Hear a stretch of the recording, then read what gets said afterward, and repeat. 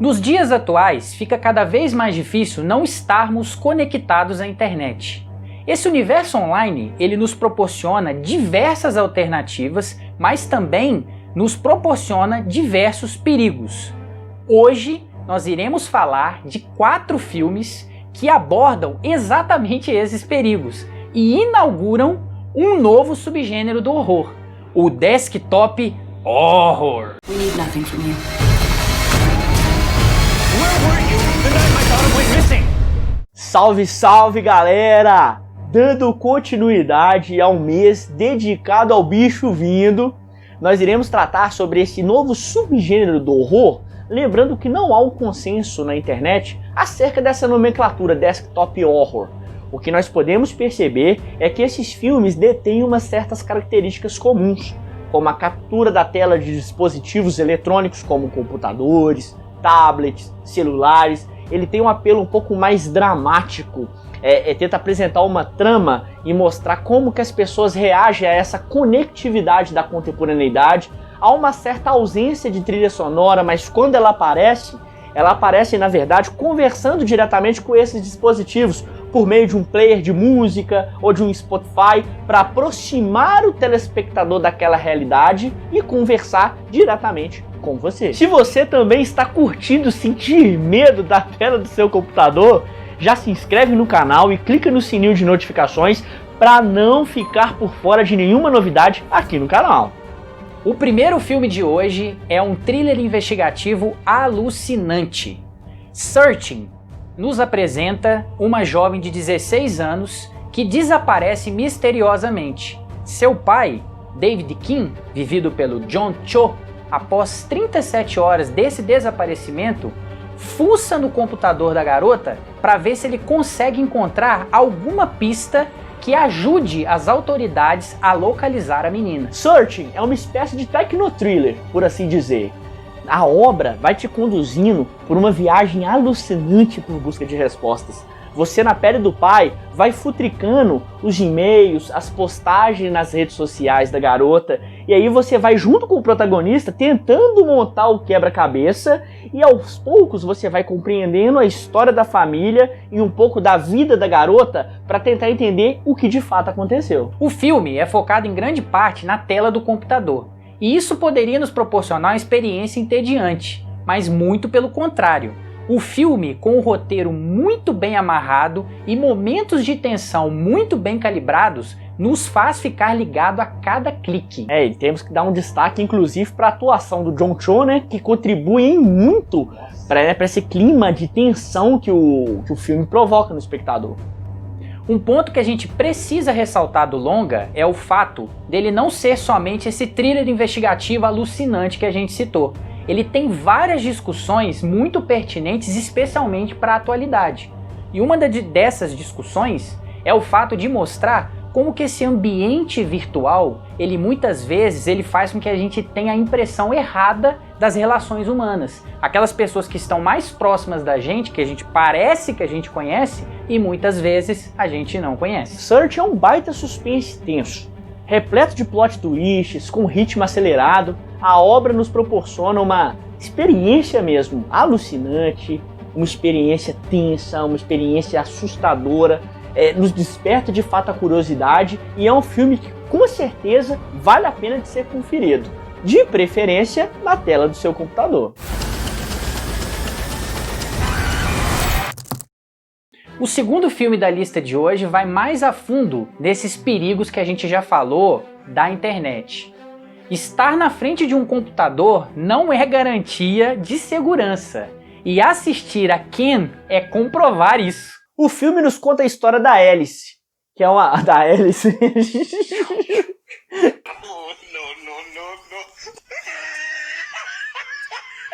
O filme nos conta a história da Alice, conhecida no ambiente da pornografia virtual como Lola, que trabalha como Ken Girl e começa a ter problemas quando uma mulher idêntica a ela rouba sua conta, rouba a sua identidade e começa a passar dos limites que a Lola tinha imposto para ela no tocante ao seu trabalho com a pornografia na internet e com os homens que participam da sua vida. O filme é dirigido pelo estreante Daniel Goldhaber que também é um dos roteiristas do filme, e ele alterna muito bem na sua direção as cenas de tela de computador, as cenas virtuais, com as cenas da protagonista, as cenas da Lola, que inclusive com a sua atuação contribui demais para a construção do filme. O foco central da trama é discutir os perigos desse universo da web, porque querendo ou não, várias pessoas acabam se isolando por trás do universo virtual, por trás da internet, e isso pode muito deformar a personalidade, nos tornar dependentes daquele universo, e esse exagero desse isolamento social pode trazer riscos, perigos e consequências devastadoras. A direção de fotografia do filme realmente é muito competente, porque ela, por meio de um contraste entre cores escuras, uma fotografia mais soturna, e tons mais rosados, uns tons mais claros, ela demonstra muito bem esse contraste entre a aparente segurança da protagonista ali, um ambiente caseiro, um ambiente seguro, com esses perigos, esses males que podem acontecer com ela. Então os tons escuros demonstram esse perigo, contrastando com esses tons rosados, esses tons harmônicos, digamos assim, que remetem à segurança. Então ele trabalhou muito bem essa dualidade para, através da fotografia, nos contar uma história. Um outro ponto relevantíssimo do filme é a crítica à fragilidade do ambiente virtual. É muito claro pra gente que a gente se expõe nas redes sociais, no universo da internet, postando fotos, dados pessoais, particularidades da nossa vida, que infelizmente quando cai na mão de pessoas mal intencionadas, como estelionatários, falsários, eles podem simplesmente se apropriar desses dados que estão ali abertos para a comunidade virtual e simplesmente tornar a nossa vida um inferno. Então aquela aparente seguridade do ambiente virtual, na verdade, pode nos deixar extremamente frágeis e transformar a nossa vida. Com a construção de uma atmosfera tensa e muito bem estruturada, com certeza vale a pena conferir Ken, que é um filme que discute um tema tão atual e tão problemático ao mesmo tempo. Let's have some fun. Indo agora para um filme com uma curiosidade interessantíssima, o primeiro filme de terror gravado totalmente na quarentena, nós iremos falar de Host. Em Host, 6 amigos contratam uma médium para realizar uma sessão espírita durante o período de quarentena do coronavírus, por meio do aplicativo de videoconferência Zoom. O problema é que durante essa sessão espírita, uma entidade maligna entra nessa conversa e a partir daí eventos imprevisíveis começam a acontecer. E esses participantes começam a perceber que eles podem não sobreviver a essa sessão. Dirigido por Rob Savage, Host não se propõe a discutir os impactos da epidemia, os impactos da quarentena nas relações humanas, mas ele acaba, querendo ou não, apresentando isso de uma forma bem sutil. E o filme, ele tem um mérito muito grande no momento de apresentar os seus personagens, porque ele faz isso de uma forma muito fluida, ele consegue construir ali por meio da tela do computador, por meio do aplicativo de videoconferências ali, o Zoom, uma atmosfera muito interessante. Então ele apresenta os 6 participantes dessa sessão que a gente citou de uma forma muito fluida. Infelizmente, a parte final, ou do segundo ato em diante, na verdade, o filme desanda, o que é uma pena. Porque a primeira parte, como a gente já falou aqui, a apresentação foi muito fluida, foi até muito bem feita. O foco total na tela do computador em momento nenhum tira sua imersão do filme.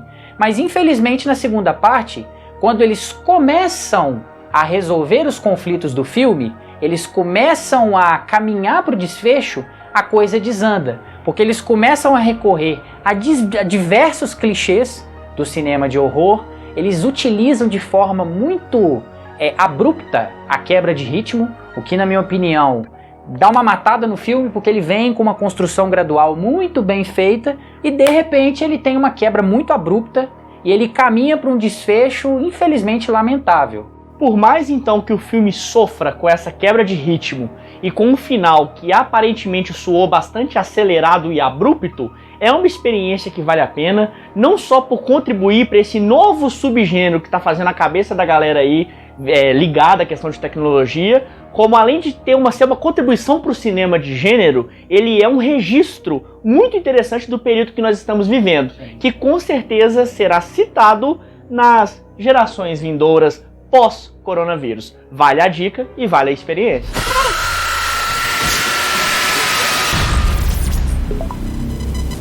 Por fim, nós temos o Unfriended, Amizade Desfeita. Na trama, um vídeo constrangedor da Laura Burns acaba vazando na internet. O problema é que a garota, constrangida com a situação, acaba tirando a própria vida no pátio da escola. Um ano depois, 6 ex-colegas de classe da garota que se suicidou se reúnem numa conferência via Skype para conversar entre si e para lembrar da situação. O mistério começa quando uma 7ª pessoa desconhecida acaba adentrando essa conferência do Skype e começa a falar determinadas coisas que acaba assustando aquele grupo.